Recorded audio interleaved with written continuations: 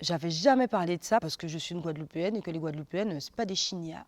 Et donc, je me suis retrouvée à raconter mes histoires parce que je savais qu'elles allaient faire écho chez énormément de mes copines et au-delà de ça, de mes concitoyennes. Je le savais. Quand MeToo déboule aux États-Unis, quand Balance ton porc fait son apparition en France et se décline dans le cinéma, dans la musique, dans le théâtre, nous, on fait rien. On dit rien. Et c'est pas parce qu'on ne vit rien, c'est faux. On a un taux de violence infligée aux femmes qui est inacceptable. Ça donne le vertige.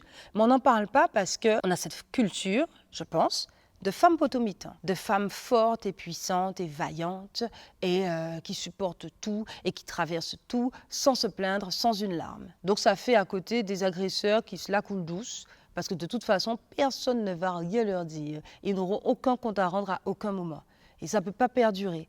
En ce qui concerne les violences envers les femmes et entre les hommes et les femmes en particulier, j'ai très envie que la jeunesse s'approprie ces questions-là pour que le plus tôt possible, on leur parle de ça et qu'eux prennent conscience des schémas dans lesquels ils évoluent eux-mêmes. Et ça demande d'utiliser sa place d'artiste pour descendre de la scène et s'asseoir dans les salles de classe. Et ça, je le fais avec grand plaisir. On pousse les élèves, notamment ceux du lycée, à créer, on reste dans l'artistique, mais à créer autour de ces questions, des violences entre les hommes et les femmes, de la façon dont eux vivent ça. Donc peut-être que cette façon de mettre ma parole à nu, c'était une façon d'ouvrir la voie des autres aussi.